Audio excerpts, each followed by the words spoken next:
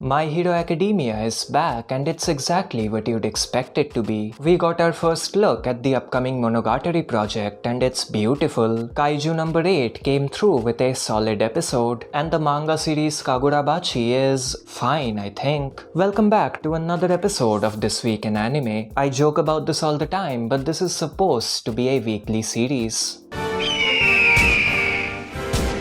My Hero Academia Season 7 is here, let's talk about it. Now I'm sure most of you know this, but I'm not the biggest fan of this title, story-wise. I will cover this aspect someday, but for now, let's skim over the episode. Visually speaking, it's My Hero Academia. Like it or not, this is what the show looks like. 7 seasons in, it's pretty clear that the team won't subvert our expectations and do something different on the visual front. Maybe for a few cuts at a time, but not more than that. Story-wise, this episode reminded me of an unfortunate fact. I do not care about the good guys. The villains in this show are really interesting. They have compelling character arcs, harsh but agreeable perspectives, and a general coolness. In contrast, the heroes are boring, bland, good guys who do questionable things in the name of justice archetypes. I don't root for the heroes, which is an issue for a show called My Hero Academia. This isn't me being edgy, I just genuinely want the villains to win, since they are far more interesting. Having compelling antagonists is a good thing, but only when the protagonists can hold their own. In this case, they can't. In my opinion, obviously. I can't bring myself to root for Deku, and I like the modern crop of shonen protagonists. I like Yuji, I like Asta, I even like Tanjiro, but I can't stand Deku. I will say this, I like the fight that's currently being adapted.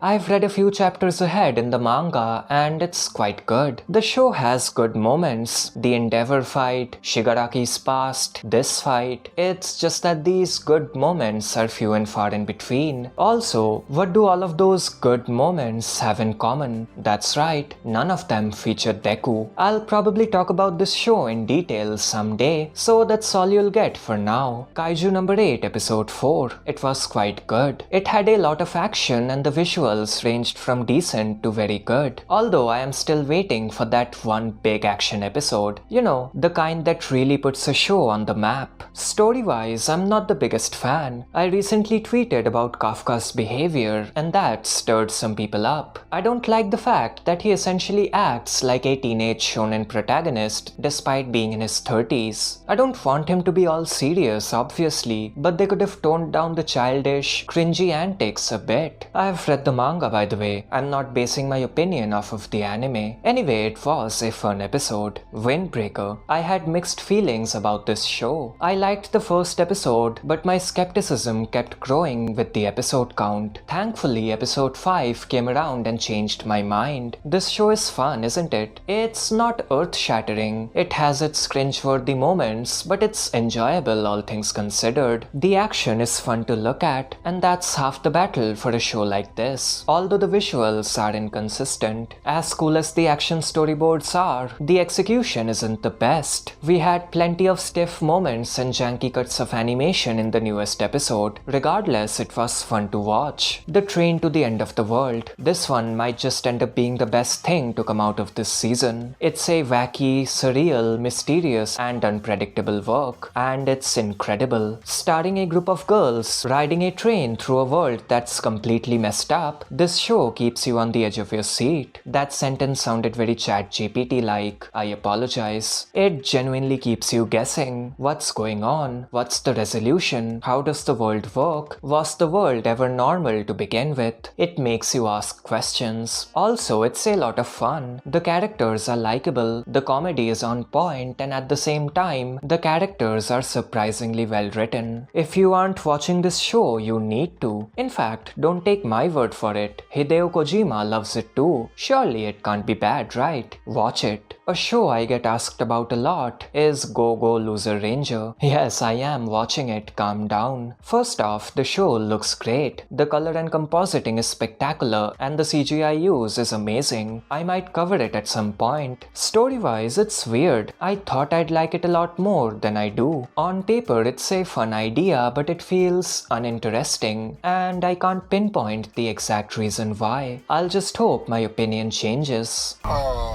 hell no, man. What the fuck, man? A new trailer for the upcoming Monogatari project is out. I never thought I'd see the day, but here we are. I love this series, in case it wasn't obvious. It's such a quirky show, visually and story-wise. The trailer looked excellent, and dare I say, better than many of its predecessors. Although it has been a while since I watched them, so I'm not entirely sure. Long story short, any new Monogatari is good Monogatari. I think Mahatma Gandhi said that. I don't like calling out CGI in anime, but good god, the models from Misfit of Demon King Academy looked rough. I'm talking about them here instead of the weekly highlights section because I'm not watching the show itself. I dropped it last season. It's just that the CGI is so ridiculous, I had to talk about it. I apologize if I'm missing some context, but this looks horrendous, does it not? Even by anime standards. Their movement literally glitches out at one point. What's happening? Do let me know if I'm missing something. The new One Punch Man Season 3 key visual. I'm really grasping at straws here, but let me be an optimist. Genos' arms don't have that god-awful metal texture on them, and that's promising. Although someone said the Season 2 key visuals didn't have them either. I did guess that those textures were there to compensate for any drawing inconsistencies that might pop up due to the lack of time, but I'm not entirely sure. I do hope they are gone. That's why he's the GOAT!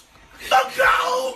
I read Kagurabachi, the manga series that got memed into popularity. I was waiting for a few chapters to pile up, and now that I've read it, here's my opinion. I think it's alright. I like how violent it is. People die in this manga. Mostly unimportant fodder, but still. It's a nice change of pace from your typical Jump IP. Also, I appreciate a stoic protagonist for once. The story is stupidly fast-paced. They mention something and said something happens 3 chapters later, which can be jarring at times. Overall, it's not exactly a classic, but it's weirdly fun. Now, dear viewer, what if I told you there exists an anime movie produced at Studio Ufotable, directed by the one and only Takayuki Hirao, and based on a legendary mangaka's work? Well, I just did. I'm talking about Gyo Tokyo Fish Attack, an adaptation of horror manga extraordinaire Junji Ito's work of the same name. It's rough. Ito's works are art spectacles. They don't translate well into an animated form. The nonsensical nature of it all really stood out. Also, the countless mechanical fishes, yes, a real thing, were CGI and didn't look the best. It was an impressive movie visually speaking, if you ignored the CG, but it was rough all around. I recommend checking it out simply because of how stupid it is. And that was it. I don't have much to add here. Subscribe. Do it. Do it now. Come on.